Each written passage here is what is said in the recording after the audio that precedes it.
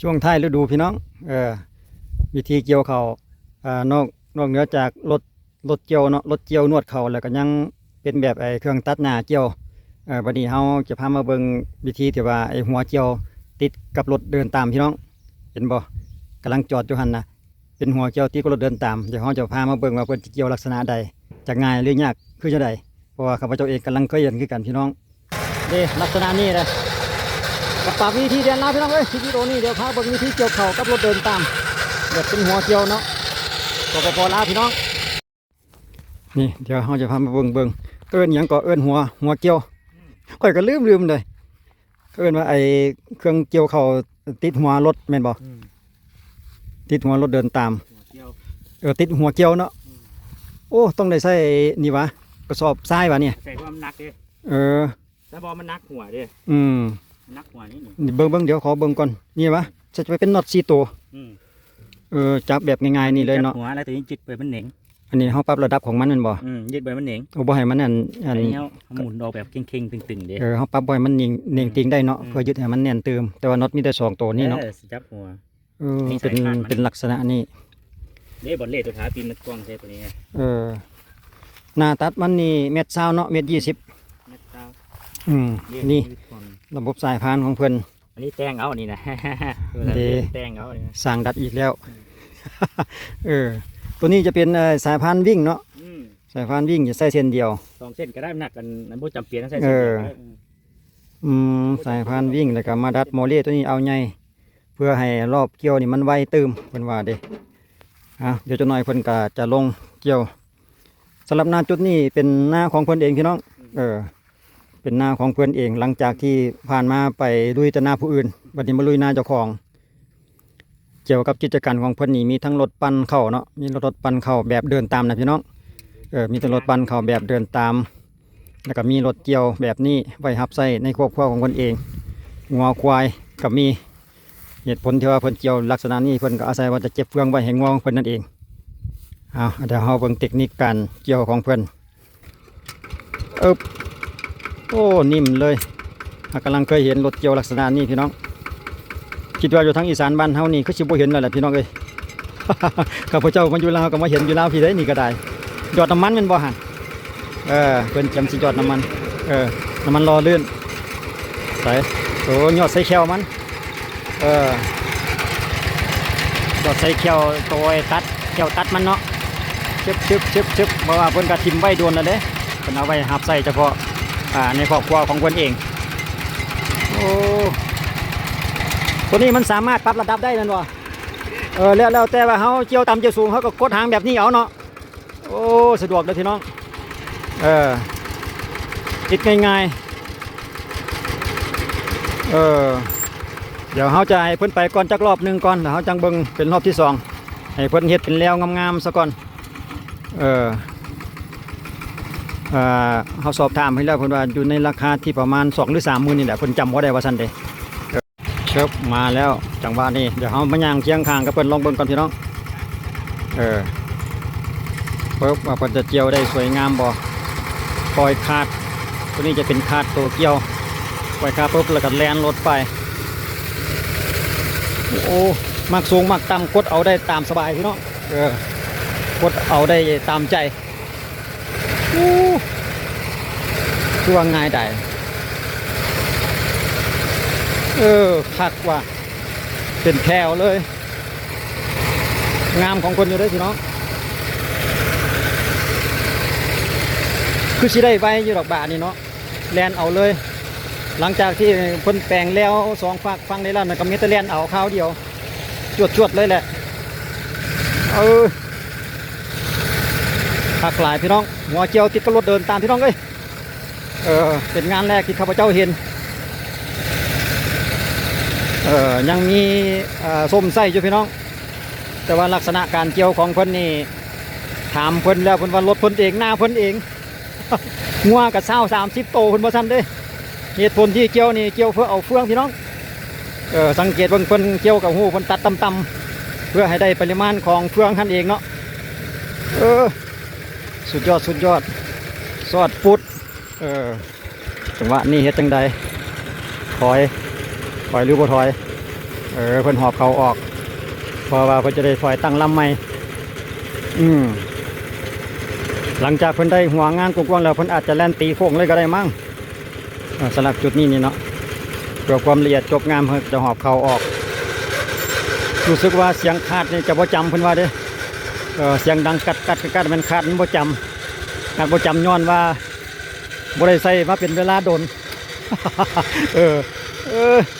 แนวเกี่ยวแต่ของเจ้าของเองดิบ่ได้ไปหับจ้างเนาะก็เลยว่าจอดไว้โดนแด่เครื่องจักรยนต์กลไกนี่จักที่อะไรพี่น้องกันทิมไปโดนลายก็จักมีปัญหามันบ่ทันได้รื่นได้ไรหันหรอวะเอาย่างตามหลังบ้านนี่พี่น้องจุดนี้บ่ได้แล่นตามรถเกี่ยวเขาดอกพี่น้องมาย่างตามหลังไอ้รถคูโบต้าเอาหลังจากที่เลียนเชียงคางกับรถนวดเข่ามาแล้วสวยหรูเลยเป็นแถวพี่น้องเอ้ยงามดังง่ายได้ผักป่วยประมาณ3 ปีสำหรับหัวจากหัวนี่พี่น้อง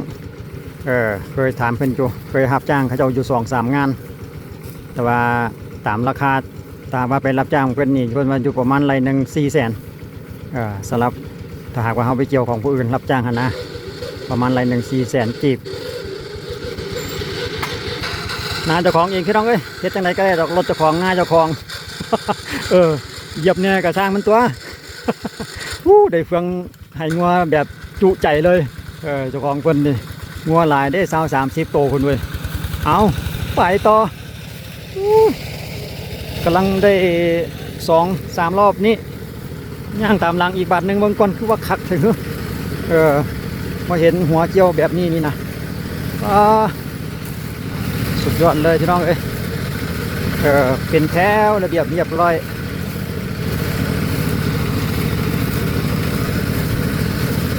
เอาบรรยากาศท้องนามาให้ทุกท่านติดตามรับชมพี่น้องเอ้ยสปป.ลาวการเกี่ยวข้าวแบบหัวเกี่ยวติดกับรถเดินตามปี2025พี่น้องเอ้ยส่งท้ายฤดู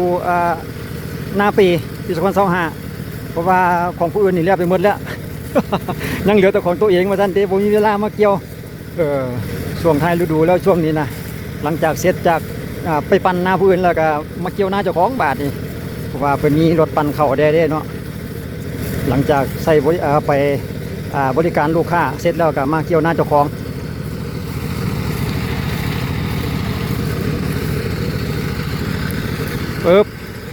จังหวะนี้เน็ตจังใด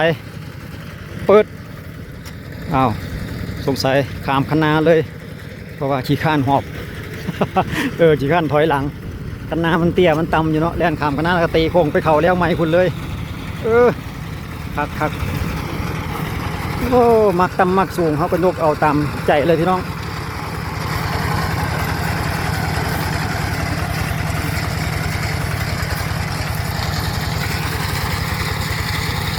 โซเฟอร์ของเขากับไอ้เจ้าวัสันไอ้บ่าววัสันคือเก่าโซเฟอร์รถเกี่ยว โซเฟอร์รถเกี่ยวว่าแม่นรถเกี่ยวนวดเขาได้พี่น้องรถเกี่ยวแบบเดินตาม คักแท้เฟืองก็สวยงามเลยมันก็ห่างๆดีอยู่ได้ละพี่น้องคือสิแห้งไว้อยู่หรอกแดด1-2 แดดรับรองแห้งสุดยอดเลยละนี่นะผลก็บริเต็งกันหลายเนาะหน้าของเพิ่นน่าจะเป็นหน้าวานนะพี่น้องบ่เป็นหน้าดำเพิ่นว่าถ้าหากว่าเป็นหน้าดำแห้งเกี่ยวง่ายกว่านี้ว่าซั่นเด้หน้าดำแห้งงามกันว่าเฮาได้เกี่ยวอันนี้เป็นหน้าวานแต่หน้าวานคันมันบ่ห่างกันหลายนี่ก็งามคือกันเพราะอาศัยว่าได้เฟืองหย่องต่อเฟืองได้เข้าหย่องต่อเฟืองมาแล้วเพิ่นอาศัยเอาเฟืองไว้ให้งัวพี่น้องเพิ่นจะตัดต่ำหน่อยนึงปกติแล้วก็อาจจะบ่ต่ำปานนี้ดอกเพิ่นว่าถ้าว่าไปเกี่ยวหน้าผู้อื่นหั่นน่ะนี่สุดยอดเลยคักหลายเป็นระเบียบเรียบร้อยเหมาะสำหรับหน้าแห้งพี่น้องแต่ว่าถ้าเป็นหน้าน้ำนี่อยากยุ่งอยู่ด้วยนี่ ก็ยังบ่เข้าใจบ่ฮู้คือกันว่าหน้าน้ำเพิ่นเกี่ยวได้บ่คิดว่าจะเกี่ยวบ่ได้เนาะเพราะว่าเขามันอาจจะจุ่มน้ำหั่นนะได้แต่หน้าแห้งคันหน้าน้ำนี่ก็มีปัญหามันบ่เขาเหยียบที่ตุ่มมันเป็ดเหยียบที่ตุ่มเลยมันเป็ดแล้วเขามันจะจุ่มน้ำลักษณะนั้นเนาะนั่นแหละแล้วบัดนี้เขาล่มก็บ่ดีอีกกันบ่เขาล่มก็บ่ได้ได้เฉพาะเขาตั้งแบบนี้เนาะการจะล่มไปทางเดียวมันต่ำแล้วมันทรง เกี่ยวถูพื้น แต่ว่าลมก็ต้องลมทั้งหมดแมันบ่ ลมไปทางเดียว ลมไปทางเดียวกันจะเกี่ยวง่ายเนาะอันนั้นหน้าให้นี่ประมาณจักไรนี่ ตัวนี้2 ไร่ตัวนี้ 2 ไร่เนาะ2 ไร่พอดีนบ่เดี๋ยวเขาจะจับเวลาเบิ่งว่าหน้า2 ไร่นี่จะใช้เวลาจักนาที อันนี้ห่อเข้าออกเพื่อว่ามันสะดวกเขา มันตีโค้งแล้วมันจะบ่เหยียบเขาเนาะ สะดวกเขาแล้วเขาบ่เหยียบเขามันแบบ เอาเดี๋ยวเรามาติดตามเบิ่งพี่น้องเพิ่นว่าหน้าให้นี่มี2 ไร่เขาจะเบิ่งช่วงท้ายอีกรวมเวลาประมาณจักนาทีเนาะตอนนี้เขาจับเวลาไว้แล้วเดี๋ยวเขาจะเล่าสู่ฟังพี่น้องช่วงท้ายว่าจะจักนาทีสำหรับหน้า2 ไร่เอาเฮ็ดจังได๋ให้มันได้เฟืองหลายอะ เฮ็ดโลดไปแล่นต่ออีกคนกับรถนี่เหมาะสมกันดีขนาด เป็นระเบียบเรียบร้อยพี่น้องเป็นแถวยาว จะได้หาเวลาไว้อย่างเงี้ย บ่ได้อันลองอันใส่ห้องเต้ลองเบิ่งว่า ห้องเต้มีบ่ห้องเต้ก็มีอยู่ จังว่าบ่ได้ เวลาไว้มันยาก ยากเวลาเลี้ยวเนาะรุ่นแบบตีนยาวก็มีเห็ดอยู่ฮะแต่ว่ากันว่าประเภทห้องเต้เนี่ยมันต้องนาเป็นเฮกตาร์พุ่นเลยเนาะแบบนายาวๆให้นึงเป็น10 ไร่หรือว่า6 ไร่พุ่นแหละคือนาทงหาบ นะ นะ พื้นที่ต้องกว้างเนี่ย แล้วบัดนี้ความไวมันนี่แล้วแต่เฮาสิเร่งเอาแม่นบ่ เอายางไว้ยางซ่ามักไปมักซ่าเฮาเร่งเอาเล่นบ่สะดวกจะได้นี่มักไวก็เร่งไว้เพิ่นว่ากันมักย่างไวมักเลี้ยวไวก็เร่งไวมันก็ตัดไวมันก็ไปไวมันก็ตัดไวหั่นล่ะวะ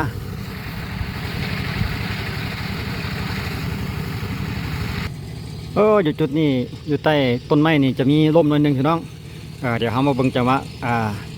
ช่วงเขาร่มนี่เพิ่นจะเกี่ยวได้ยากง่ายคือแนวใดผ่านไปแล้ว10 กว่านาทีพี่น้องผ่านไปแล้ว13 นาทีนาจุดนี้2 ไร่จะใช้เวลาไปจักนาทีเดี๋ยวเฮามาติดตามนำกันมักไวมักซ่านี่เร่งเอาตามใจว่าซั่นเด้มักต่ำมักสูงก็กดห่างเอาจังหวะนี้เขาร่มพี่น้องสวยรูเลยเขาร่มเขาร่มก็เกี่ยวได้ร่มเนื่องๆเนาะคือเพิ่นเว้าในทางว่าร่มสวนทางนี่เกี่ยวได้ถ้าร่มลูบไปน้ำนี่อาจจะเกี่ยวยากว่าซั่นเด้คักหลายเมื่อกี้นี่เพิ่นเกี่ยวเขาร่มเหมาะสมสำหรับนาแห้งเลยพี่น้องถ้าเป็นนาแห้งนาน้ำนี่อาจจะบ่เหมาะสมเพราะปานใด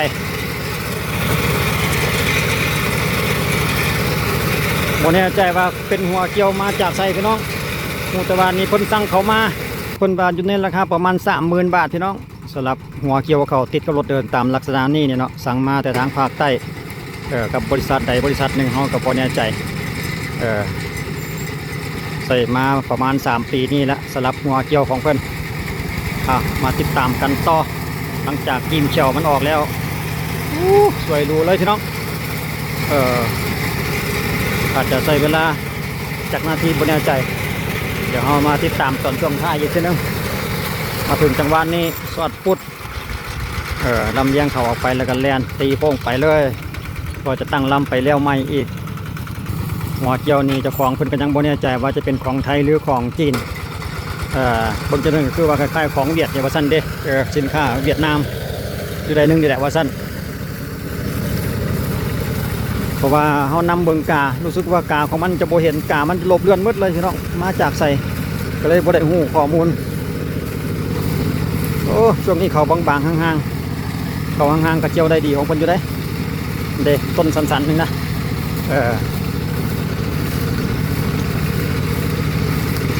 เร่งไวก็ไปไวคือกันเชิบช่วงนี้มันห่าง บ่มาเข้าห่างมั้งรถไอ้นี่เนาะมาเข้าที่บ่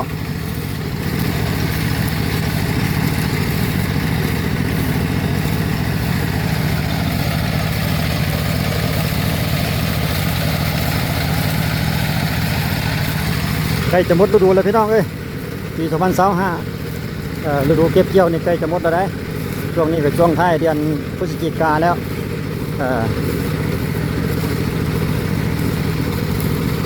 จบเรียบร้อยสอดปุดปลดขาดออกแล้วก็ไปตีโค้งเราไปเข้าแล้วไหม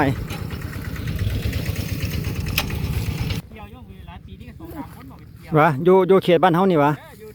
เพิ่นบอกให้ไปเกี่ยวอยู่ซั่นแต่ว่าบ่มีเวลาเพราะว่าเพิ่นมีรถปั่นเข้าแด่เด้แต่เวลาสิไปน้ำงัวก็ยังบ่มีแล้ว ทั้งเลี้ยงงัวทั้งปั่นเข้าก็เลยว่าบ่ฮับว่าซั่นเด้ฮับใส่เฉพาะของตนเองสำหรับไอ้บ่าวพูนอยู่เขตตาสว่างทางงอนเฮานี่เองเนาะฮับใส่ตัวเองมักเกี่ยวต้นใดก็ลงเกี่ยวโลด ของปืนแล้วเลยของเต็มบัดนี้ จังว่าหั่นแหละไปเฮ็ดแต่หน้าผู้อื่นหน้าตนเองล่าหลังหมู่ก็ย่าเนาะ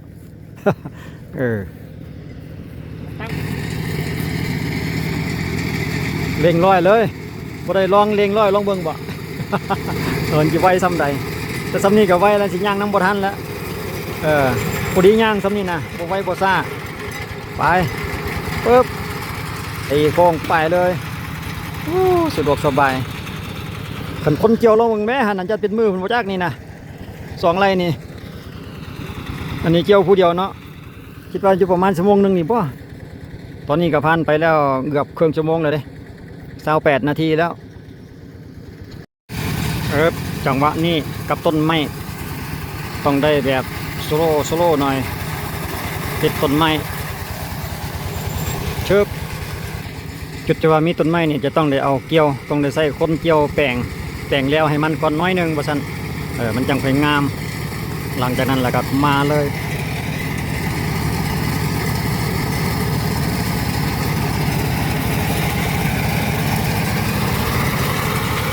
เชิบเรียบร้อยสวยดูพี่น้องใกล้จะสำเร็จแล้วสำหรับไฮนี่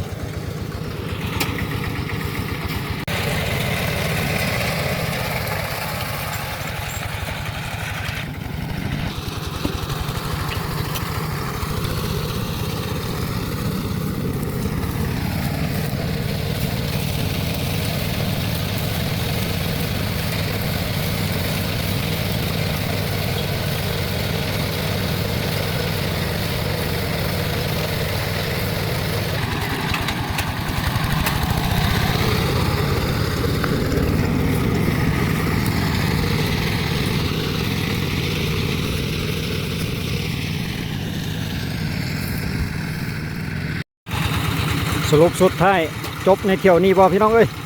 มาลุ้นกันว่ามาถึงเวลานาทีนี้แล้วกับพอดี1 ชั่วโมงเต็มพอดีพี่น้องสลับนา2 ไร่แต่ว่าโอ้ต้องได้กลับมาอีกเที่ยวหนึ่งได้นี่จังจะสำเร็จนี่พอดี1 ชั่วโมงเต็มพี่น้อง1 ชั่วโมงกับเที่ยวกำลังย่างไปนี่แหละ ยังเหลืออยู่เดินกลับมาก็ถือว่าสำเร็จเสร็จสิ้นนา2 ไร่ไอ้เบาสันเกี่ยวผู้เดียวแล้วภายในเวลา1 ชั่วโมงสุดยอดหลาย2 ไร่เกี่ยวผู้เดียวภายในเวลา1 ชั่วโมงนี่นะแล่นกลับมานี่ก็ประมาณนาทีหนึ่งก็แล้วละมั้งเสียดน้อยเดียวเนาะมาแล้วเที่ยวสุดท้ายแล่นกลับมาหน้าเกี่ยวมันเม็ดเศร้าพี่น้อง1 เมตร 20รถเกี่ยวแบบหัวเกี่ยวติดกับรถเดินตามคลิปวิดีโอนี้เขาก็จะจบไปกับบรรยากาศของหน้าให้นี่แหละพี่น้องรวมเวลา1 ชั่วโมงพอดีนี่แหละสำหรับนา2 ไร่กับไอ้เบาสันขอบใจสำหรับทางเจ้าภาพ2 ไอ้น้องเนาะไอ้เบาสันแล้วก็ไอ้เบาพุ่นที่ว่า